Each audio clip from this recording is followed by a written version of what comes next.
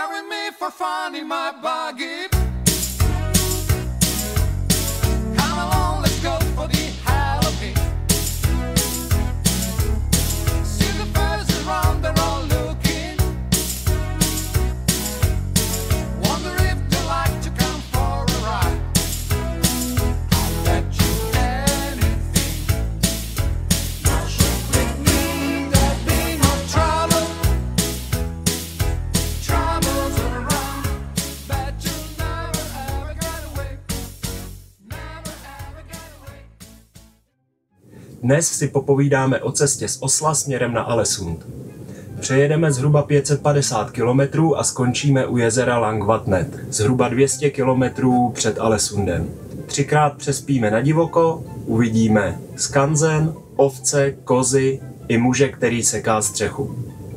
Ahoj, já jsem Vašek a tohle je druhý díl naší cesty za polární září.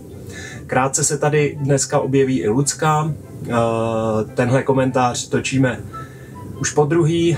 Poprvé nám nevyšlo světlo, takže jsem z toho prvního pokusu, kdy jsme to točili spolu, Lucku krátce prostříhnu, aby vám pověděla něco právě o tom skanzenu. Do druhého dílu nám vyšly hlavně pěkný přejezdy hor a klidný přespání na divoko, takže to bude takový poklidnější díl.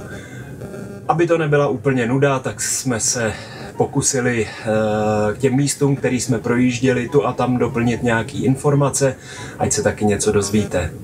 Nicméně vám můžu slíbit, že hned v příštím díle bude dobrodružství až. Pro zopakování, na naší cestě za polární září jedeme Skandinávií až úplně na sever Norska a potom se budeme vracet přes Finsko a pobaltské státy zpátky domů. Jede nás 5, 2 dospělí a 3 děti. Celou naší cestu pokryjeme v těchto videích, snažíme se je doplňovat, jak jen to jde, takže jestli vás zajímá, jak se nám vedlo, sledujte nás.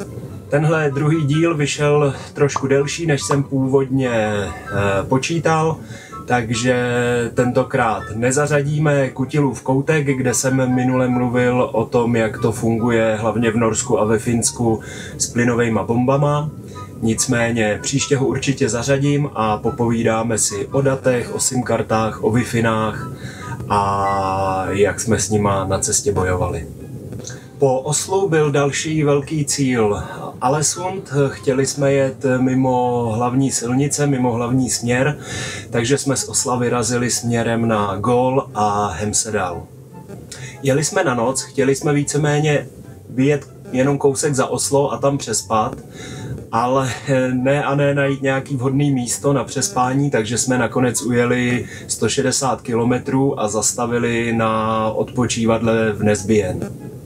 Ono se to nezdá, ale mimo dálnice v noci v Norsku, kde si člověk říká, musím jet opatrně, tady je to plný sobů a za neustálý diskuze, kde teda budeme spát a snahy najít nějaký místo, je 160 km docela dost, takže když jsme v tom Nesbyen zastavili, tak jsme toho měli docela plný kecky.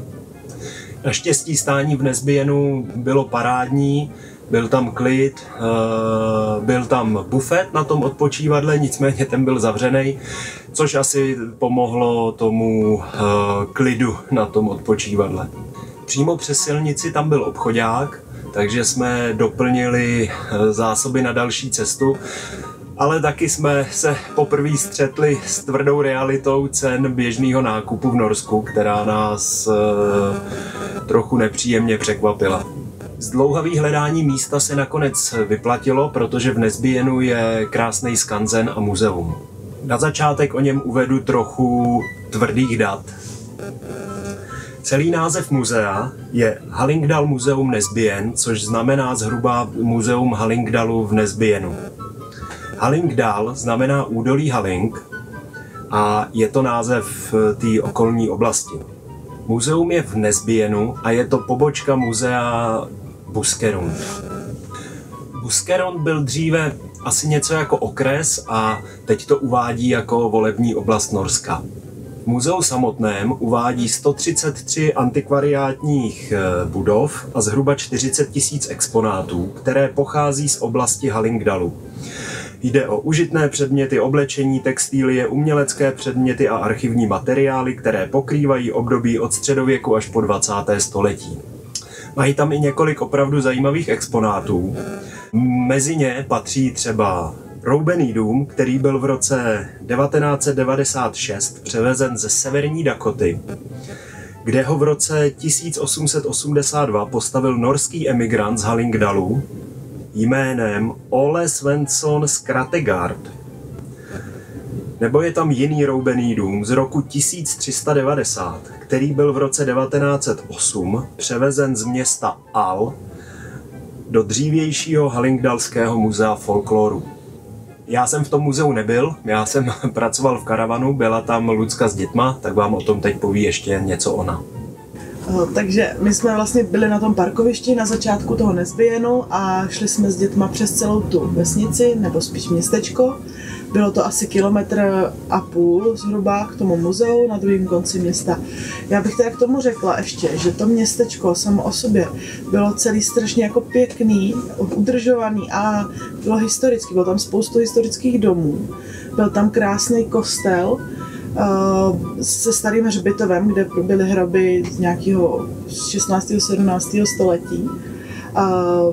Opravdu celá ta cesta, ta procházka skrz to město byla moc pěkná. Děti teda úplně neocenili tu historii. V tom muzeu byly hlavně hračky, byl tam ukázaný norský folklor.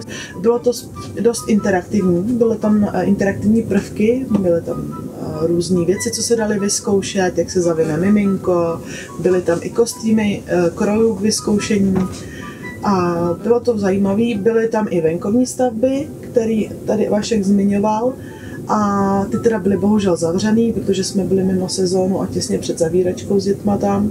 Takže ty jsme si podívali zvenku, nahlídli okýnkem dovnitř. V rámci těch muzeí, které spolupracují, se vlastně pořádá spoustu akcí během roku. My jsme si tam taky vzali nějaké letáčky, já si vždycky všude beru letáčky, protože objevíme spoustu zajímavých informací lokálních, kterých na internetu člověk nedohledá. A tam taky byl letáček, byl tam seznam akcí, hodně v těch muzeích dělají interaktivní věci pro děti, zážitkový dny, takže kdyby člověk jel s dětma do těch míst, určitě stojí za to se dopředu podívat na stránky těch lokálních muzeí a zjistit, kde jaká akce zrovna probíhá.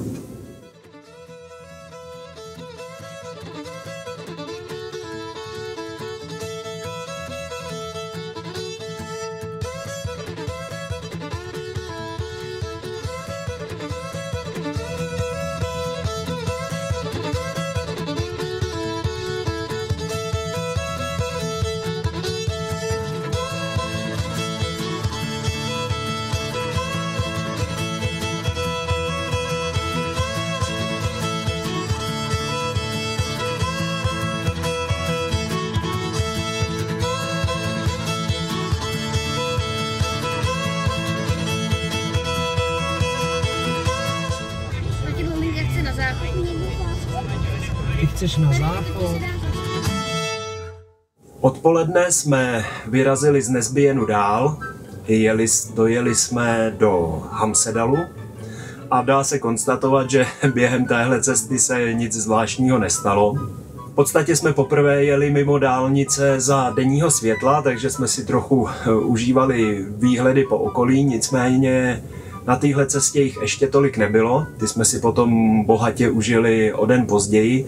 Nicméně ta krajina už začínala mít trošku horský charakter a bylo vidět, že jedeme do kopců. V Hemsedalu, respektive kousek za Hemsedalem, jsme našli místo v lyžařském areálu, kde byly veliký parkoviště, které byly teďka mimo sezónu prázdný. Ale i přesto, že ty parkoviště byly prázdný, tak parkovací automat byl v provozu. Já jsem si podle návodu na ceduli u něj stáhnul aplikaci.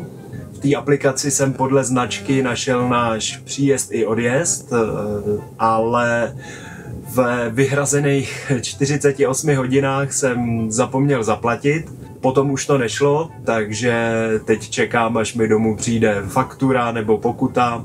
V té aplikaci bylo napsáno, že pošlou platbu na adresu podle poznávačky auta, a že ta platba bude adekvátně navýšena o náklady na vymáhání nebo prostě na zaslání té platby, takže jsem zvědav, co mi přijde, jestli něco přijde.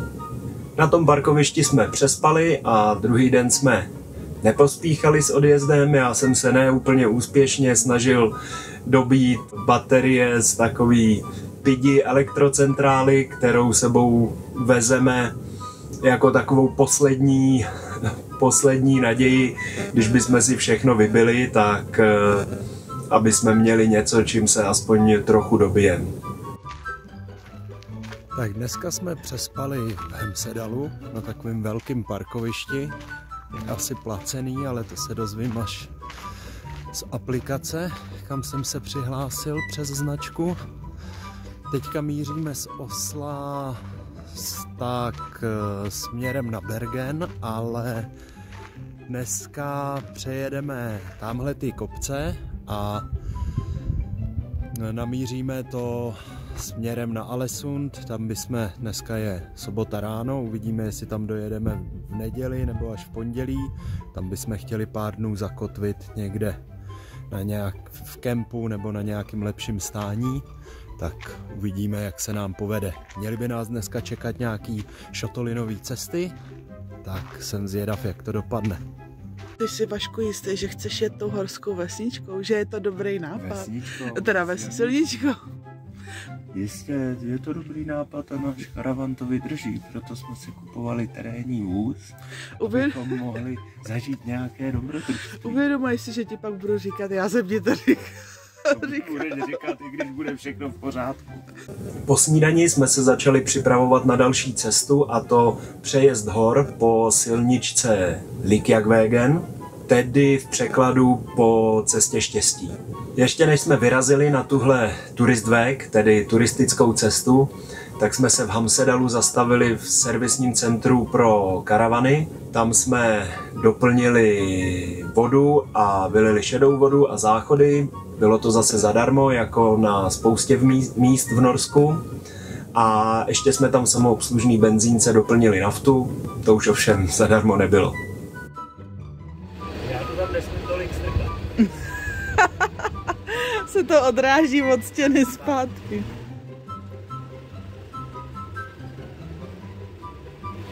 Čím víc to vyndám, tím víc se tam toho vejde.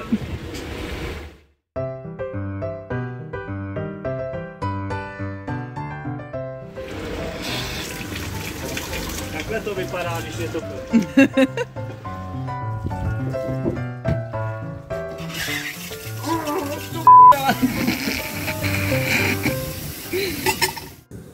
Potom už jsme z údolí vyrazili do kopců po silničce Likjakvägen, která spojuje silnice 52 a E16.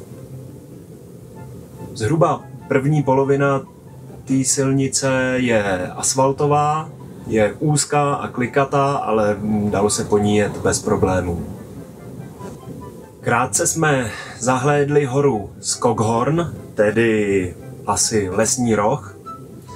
Ta je vysoká 1728 metrů, z východní strany se na ní dá vyjít pěšky a údajně je to častý cíl výletů pro místní. V roce 1880 na ní byl vztyčen kříž, který byl několikrát obnoven a stojí tam dodnes. Cestou jsme potom jako ještě mnohokrát potkali kromě aut a turistů i ovce, a to jak jednotlivě, tak ve skupinách. Po pár dalších kilometrech teda skončila asfaltka a začala prašná cesta. Ta byla o něco užší, o něco klikatější, ale evidentně dobře udržovaná a jelo se po ní bez problémů. My jsme se trochu báli, že ta cesta není úplně vhodná, aby jsme po ní drandili s karavanem a že nás za chvíli dovede na něčí dvorek a tam skončí. Nicméně z omylu nás vyvedl protijedoucí autobus, takže to nás trochu uklidnilo. S autobusem jsme se vyhnuli opatrně, ale bez problémů. Po chvíli jsme narazili na mýtnou bránu. Ta je na té cestě jenom jedna, je zhruba v polovině a tak jako všude jinde v Norsku se tam zaplatilo kartou a jeli jsme dál.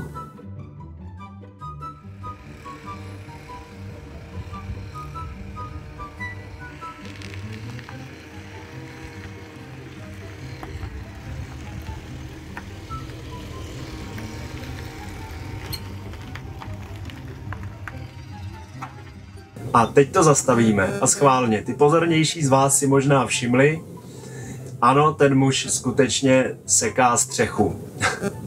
My jsme si ho v tom místě všimli, až když jsme odjížděli, takže máme jenom tenhle jeden záběr. Přejížděli jsme po hrázi jezera Storfjorden, který leží ve výšce 856 metrů. Je to jezero, i když má hráz, takže předpokládám, že tu hráz tam dostavili kvůli té silnici a že to jezero tam bylo už předtím. Kolem té cesty byly chatky a domky a statky, takže byť je ta oblast docela z ruky, tak určitě není nějak vylidněná a tu a tam jsme potkali i nějaký místní auto. Obytňáků tam zase tak moc nebylo kolem té silnice, spíš ze začátku u té asfaltové části.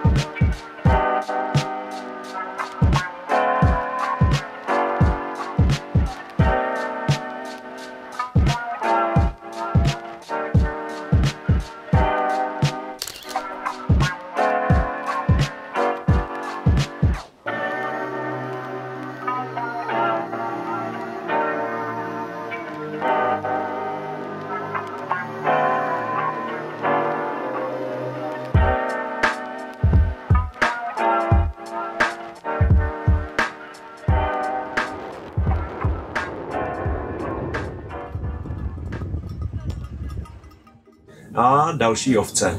Po cestě štěstí jsme dojeli až do Ulnes, kde jsme najeli na silnici E16 a po ní jsme popojeli asi 20 km na západ, kde jsme zabočili na další krásnou silnici 51.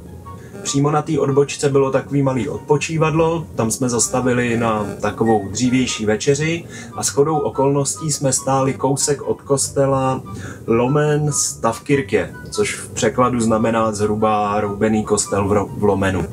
Zajímavé je, že Lomen podle mapy není ani město, ani vesnice, ale jsou tam 2 kostely a 2 hřbitovy. K tomu kostelu. Podle dendrologického průzkumu byl kostel postaven okolo roku 1192. První doložená zmínka o něm je až z roku 1325. V roce 1749 byl přestavěn a zvětšen a z původní stavby zůstaly jen některé stěny a část střešních trámů. V roce 1895 inspekce zjistila, že je kostel ve špatném stavu, zatéká do něj a je nebezpečné ho používat. A aby toho nebylo málo, tak v roce 1903 se naplnil hřbitov, který kostel obklopuje. Zhruba 2 kilometry od kostela byl tedy založen nový hřbitov a u něj byl roku 1913 postaven nový kostel. Původní kostel z roku 1192 je od té doby spravován jako historická památka. Stále se využívá pro zvláštní příležitosti jako křty, svatby nebo třeba během Národního dne Olsok, který se každoročně slaví 29. července. My jsme si kostel prohlídli jenom z dálky, protože nás čekala ještě dlouhá cesta a chtěli jsme to stihnout za denního světla. Vyrazili jsme tedy dál po silnici 51, která vede přes náhorní plošinu Val d'Resflier a silnice je tam v nejvyšším bodě položená ve výšce 1389 metrů nad mořem. A další ovce. Silnice je otevřená jenom v létě a právě tahle její část je zařazená mezi 18 národních turistických cest Norska, takže i v rámci Norska je poměrně unikátní. Projeli jsme lyžařské středisko Beitostolen a pár kilometrů za ním jsme narazili na stánek s kozími produkty Bitibua kiosk. Nepotřebovali teda žádnou velkou reklamu, protože už asi kilometr před tím stánkem jsme jeli v zácpě za stádem koz, který si to pomalu šinuli právě k tomu stánku, respektive stánku se vyhnuli a spořádaně zalejzali do stáje, která za ním byla, když nevím, jestli pro kozy. Je to stáj, když jde o kozy? No, na chlívek to bylo moc velký. Holky si chtěli nějakou z těch koz pohladit, nicméně ty je vesměs ignorovali. Až ta úplně poslední se zastavila, nechala se hladit a ta byla zase extra hladicí, protože to vydržela asi 10 minut a když to holky přestalo bavit, tak se jenom přesunula k další rodince a nechala se hladit dál. V tom kiosku mají všechno možný od kozího mlíka a sýrů přes místní pečivo a sušený maso až po grilované ryby. Děti si tam koupili nanuky, ty teda asi místní výroby nebyly a já jsem si tam koupil takovej velký kozí salám a k němu se váže zajímavá historie. Původně jsem ho koupil jako dárek, že ho přivezu domů, nicméně stihnul ho docela jiný osud. Myslím, že jsem ho dojídal v Helsinkách. Ještě jsem chvíli zápolil s myšlenkou, že bych ho přivez domů jenom půlku, ale bylo to silnější než já. Ten salám byl výborný, krásně voněl, byl suchý, ale ne tvrdý, takže nedalo se odolat. U toho stánku bylo na kameni napsáno, že jsme ve výšce 1066 metrů nad mořem, takže když jsme vyrazili dál na tu náhorní plošinu Val d'Resflier, tak nás čekalo vystoupat ještě 300 metrů, než jsme se tam dostali.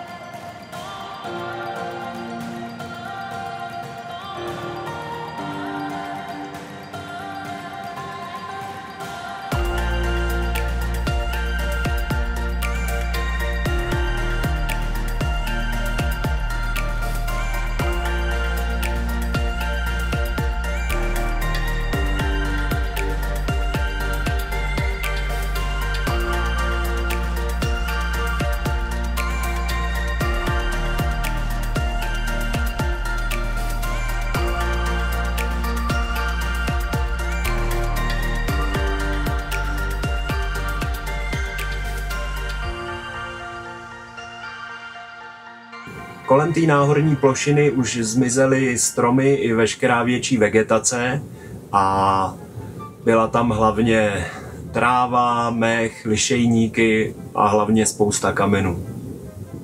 Na té planině je taková nová kavárna s velkým parkovištěm, takže jsme tam zastavili a šli jsme se projít.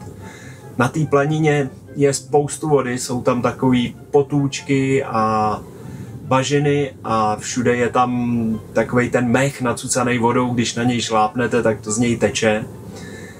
Takže děti viděli potůčky, tak hned jsme museli zouvat boty, aby se tam mohli vycachtat.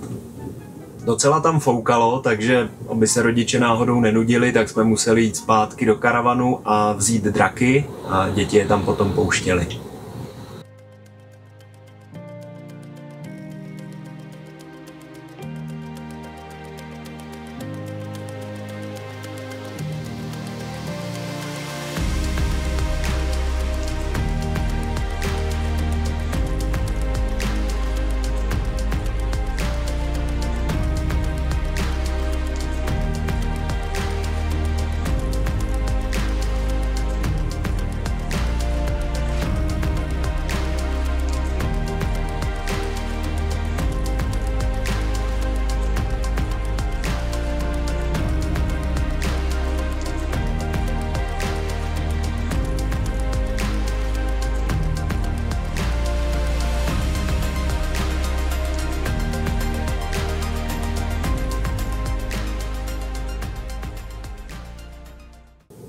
Z náhorní plošiny Val Dresflie nás silnice 51 zavedla do údolí k jezeru Langvatnet.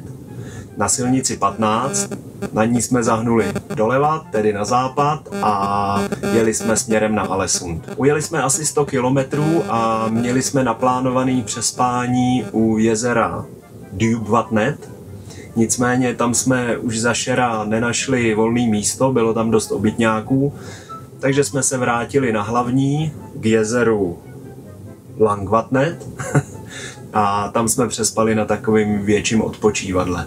Na tom odpočívadle nás kromě dalších ovcí a výhledu na vjezd do tunelu přivítali krásné hory okolo a na těch horách byly vidět cestičky, které mimo jiné začínaly i na tom odpočívadle, kde jsme stáli. Nicméně dětem se nechtělo šplhat po horách ani večer, ani ráno, takže jsme si tam prošli jenom bezprostřední okolí toho odpočívadla. Další den jsme vyrazili směrem na Alesund, čekalo nás spoustu tunelů, první přejezd ferry, ale taky velké nepříjemnosti. O tom si ale popovídáme zase příště. Tak, pokud jste to vydrželi až sem, tak vám děkuji za pozornost. Nezapomeňte se podívat na další videa, budeme je doplňovat, jak jen to půjde, a snad tam občas bude i něco zajímavého.